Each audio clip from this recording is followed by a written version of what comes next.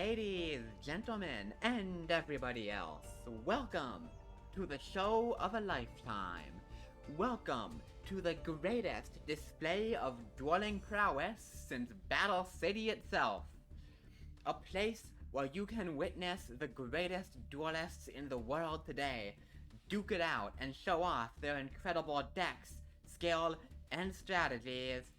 That's right, folks, I'm talking about Duel Live. I'm your host, Sophie, apparently, and today we are going to venture into the Duel Live spectating function in order to watch the greatest duelists of Master Duel do their work. Hopefully you have a good time watching unique, incredible plays like you've never seen before, and maybe even learn a thing or two from the top caliber of Yu-Gi-Oh! Competition. So with that, I'm not gonna make you wait any longer, let's jump into some game. Alrighty, so we are hopping into our first match here. I'm excited to see what the plays these two duelists will show us today.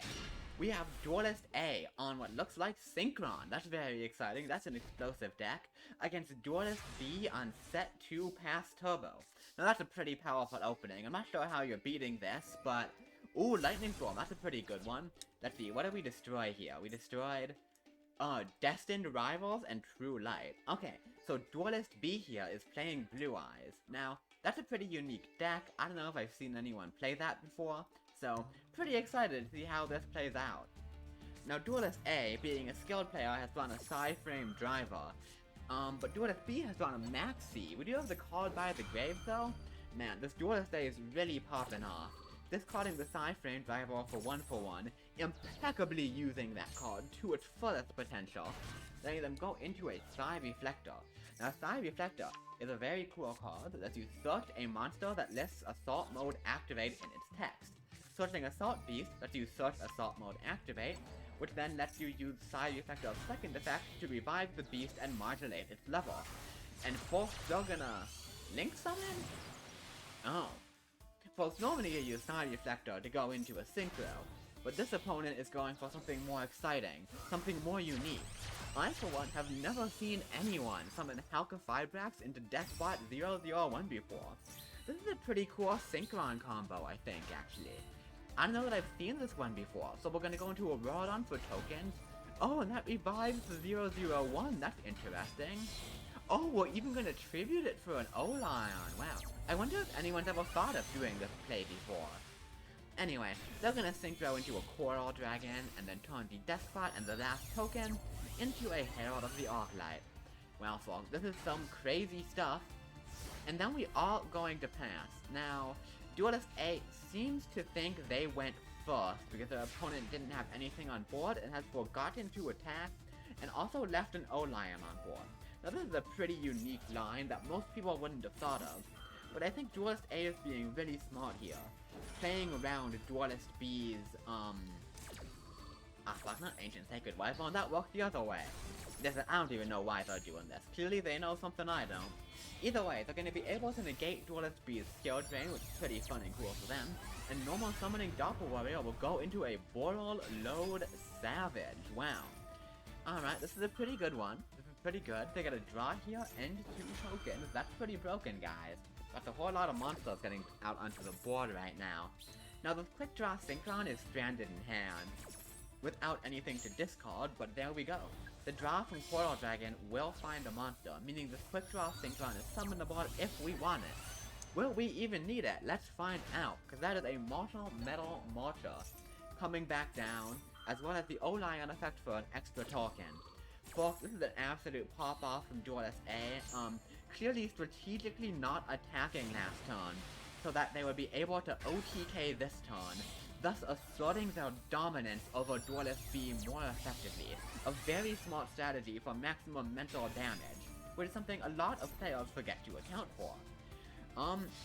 Okay, never mind, apparently that's not the plan, because it looks like we have now missed lethal by not attacking last turn. Well, that's a bit of an interesting one, isn't it? You know, I normally expect a higher level of play out of the duelists in Duel Live here, but... Hey, you know, even the best make mistakes. Anyway, Duelist B looks like they might be actually making a play here, and by making a play, I mean summoning alternative and passing. They're gonna try to do other stuff, but the DD Crow for the Nebula Dragon means this Dragon Lord is not going to resolve, so we are indeed going to summon alternative paths. That doesn't seem very good into a Borderlord Savage now, does it? Well, listen, you know, Duelist A, again, I need to apologize for underestimating them. This is some masterful extended BM, successfully not attacking turn 1, in order to let them torment their opponent more by preventing them from making even a single play. Look at that snow to stop the attack. This will not let Duelist B play the game. Folks, now this is a real Yu-Gi-Oh player right here. Now, however, they will deign to end the game, or maybe they won't, as the protection from Dragon Lord prevents them from running over alternative, and they have no way to actually kill it now. Now, yeah, there's certainly been some interesting lines chosen by Duelist A here, for sure. I don't think it's gonna matter, because I don't think set 2 into get Lightning Stormed into summon alternative pass is really gonna be strong enough to beat a whole Synchro board. But, hey, you know, maybe Duelist B has something in the tank we don't know about. Maybe they're gonna top deck all 5 pieces of Exodia somehow. Oh, okay. I see Duelist A is a practitioner of the Gauge school of Yu-Gi-Oh thought, going into the Strudo to pay half their life points to do absolutely nothing. A strategy pioneered by Gauge Nim Nim of the Progression series, executed to perfection here by Duelist B. Okay, trade-in is a good draw, it's gonna get us some draws into a set 1 pass. Now Duelist A's BM strategy is seeming to fail here, as they do take some damage. That is a pretty clear misplay. Gonna have to dock some points for that one. But no matter, we have more to do. Teleport for Gamma. Alright, sure. So Gamma is totally useless now with Striver in the graveyard. And wow, Trishula. That had better be a good set, or this is gonna be the end of the game. Ironically, Trishula will banish its own prison in the IDP. Duelist B, unable to respond with it, will at long last be defeated by Duelist A after a long and questionably thought out road to get there, but they did it, I guess. They beat Do Nothing Blue Eyes, so an excellent show of dueling prowess by Duelist A, I must say.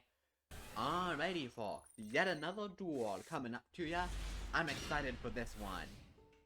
Okay, I have now seen Duelist B's starting hand, and I am less excited for this one. On the other side, looks like we have Mayakashi coming out from Duelist A. Now, Mayakashi is a deck you might know from some new support that came out recently that's kind of bullshit. But as you can see, Mayakashi before the new support simply normal summons a 0 attack monster and passes.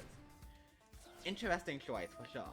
I see we have triple Golden Lord in rotation from the side of Duelist B. And it looks like we are infinite impermanencing the Eldritch. Okay, that's, you know, that's not something I've seen before, but I guess it was being targeted anyway, so there's no reason not to. And the 0 attack monster will not get attacked, we're just leaving this here. Looks like Duelist B has also simply not set up an actual interruption to go back by the Scarlet Sanguines, except of course for the Torrential Tribute they already have. But if Duelist A has any extenders of any sort, they get into the combo, and they always have extenders, because the Mayakashi level 1, the Yukion Musume that just got destroyed, can summon itself from graveyard for free, it would appear that Duelist B has never read these cards, and honestly, frankly, who can blame them? This is gonna kick off the entire Mayakashi synchro chain, so strap yourselves in guys, we are gonna be here a while. Staki's gonna get revived from the graveyard every time a Mayakashi is summoned from the extra deck, and this is not once per turn, meaning we are synchro laddering all the way up. And Duelist B, without access to any back row now except a second Scarlet Sanguine, has no way to contend with the entire Mayakashi chain. Now, Mayakashi is a deck whose main win condition is to make your opponent surrender rather than wait through your 20 synchro animations all in a row. Unfortunately for Duelist A, it looks like the Eldritch player is a brave soul who will not be intimidated by such tactics and is going to decline to surrender. That makes things much harder for a deck like Mayakashi that cannot play through a single disruption. Now, that said, that does depend on Duelist B's ability to understand what this archetype does. Mayakashis all float into each other when destroyed, so searching for a Conquistador here will be useless. But if they've decided to take the time to do some reading now, they can go for Wakero, and one Wakero completely breaks the Mayakashi Synchro chain and just shuts down the deck strategy. As I say that, I'm happy to inform you they have absolutely not read these cards, and are going to go for the incorrect trap card, and a second copy of it even, absolutely doubling down. And you know what, to an extent, I gotta respect the commitment from them. Simply refusing to modify their strategy in the least.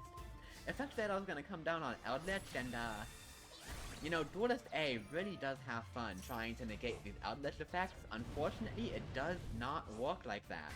When Yoko is revived from the graveyard, it can destroy a monster on the field, clearing the smaller Eldritch, and putting Duelist A in a pretty good spot here. Despite the questionable Effect Fatal, without the choosing to search a Wakero, Duelist B just has no way to interrupt the Mayakashi plays, especially if they go for a Shiranui Spectral Sword to put additional monsters into play. Okay, we have the Wakero now, but it's just a turn too late, unclear what that's going to accomplish, unfortunately. Here comes the Shiranui Spire Saga, and the revival of the level 7 Mayakashi who can pop a spell trap, going for the second Conquistador. Mayakashi Return is a crazy card. It's a Foolish Burial or Rhoda, depending on what you want. This may just be the end of the game. Jacobolon is more damage than the Mayakashi player, and now, with Daki and a level 1, they can do their entire Synchro chain again, or they can skip that entirely. I forgot you can just go into a Yuki Onna, the absolute zero Mayakashi, which actually removes damage from board. Now they're gonna go for the revive on Yoko, which destroys the monster. Now it appears it's Duelist A's turn to not read, not noticing that this Eldritch cannot be destroyed by card effects due to its own effect. Now listen, we can't expect even the best players to really read Yu-Gi-Oh cards.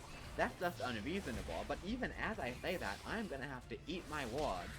Duelist A, knowing the Yuki Onna will reduce the Eldritch's attack to 0, doesn't even need to destroy it, has everything planned out, and will cleanly win in the face of an Eldritch deck who simply refused to figure out what a Mayakashi does.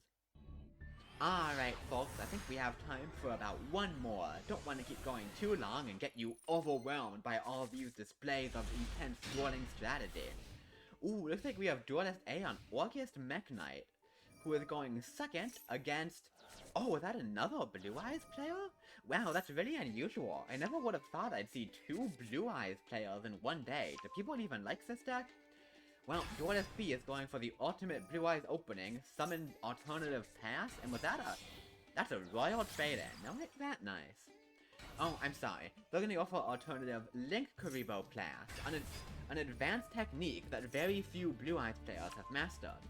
In addition, the White Stone's gonna get them a Blue Eyes Abyss Dragon, the weirdly sexy Blue Eyes variant, letting them search a fusion spell and a ritual spell, which will be pretty good next turn. But the Mech Knight player has opened Gilsu like the skilled player they are. They have drawn the 1-of, getting them a Foolish Burial, 2 tokens, and a free Mech Knight summon, followed by the second summon with the help of Move Man.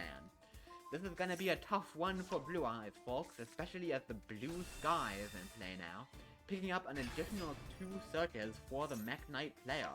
And, wow, a Royal Purple Nightfall. We have a lot of really shiny cards coming out here, and this is how you know that these are the really good players. I mean, as we know, the shinier your cards, the better you are. Mech Knight Morningstar doesn't give a shit about rarity. It's gonna pitch that Royal Blue Sky away in order to get a setup for the World Legacy Succession plus Galatea. We still have another Mech Knight to summon out, which is pretty cool, and Symbol Skeleton can get us an additional monster on board. This also sets up Galatea to set an Orcus spell trap, getting as Orchestrated Return. This makes sense with the Harp Porter stuck in hand. We can pitch the Brass Bombard and use it to get the Harp into rotation. We can do pretty much everything from here, folks. This is a turn even more impressive than Alternative Pass, if you can believe that. Nightmare Unicorn will come down next, shuffling back the Link Kuribo And there goes the only protection on the Blue Eyes board. Access code toggle can come down without issue with nothing to get in the way of its attack, not that Link Reroll stops access code anyway, letting us gain it a bunch of attacks, pop Portal for an additional extender, and go into Langilsu, the Orchest Orchestrator. Now this card has a pretty good effect, but we don't give a shit about that effect. We are going into Orchestrion of all things. Did you guys know Orchest has a Link 4? Because I didn't, and apparently Duelist A doesn't care either. The entire plan here was to go extra minus while going into Dingirsu. That was a wee bit of a unique line there. But fortunately we are going to be able to find Belitha. We have Dingirsu access code, and the World Legacy Succession gets us the Langirsu back because awkwardly, Ding plus access is 7,900. Wow. Well, I'm gonna be honest, that felt kind of excessive to beat a wee little Blue Eyes player who didn't really do anything, but hey, Orchest Mech Knight will come out on top, will show off Orchestrion, the often unloved Orchest boss monster, even if all it did was turn into the actually good Orchest boss monster, but there you go. And with that, folks, that is all the time I have here today. Thank you so much for watching. I hope you learned something from the impeccably skilled gameplay we just witnessed together in Duel Live, and I hope that you enjoyed watching it with me. If you did, please like this video, maybe even subscribe if you feel like it. I would really appreciate it. I plan to do more replay commentary content like this, as well as my regular deck profiles and other content. If any of that sounds interesting to you, please do stick around, and if not, hey, thanks for watching this one. So with that, I must bid you all adieu. I will see you next time, and remember, if you work hard, study, try your best, and grind that ranked ladder, you too could make it to the lofty stage of Duel Live one day.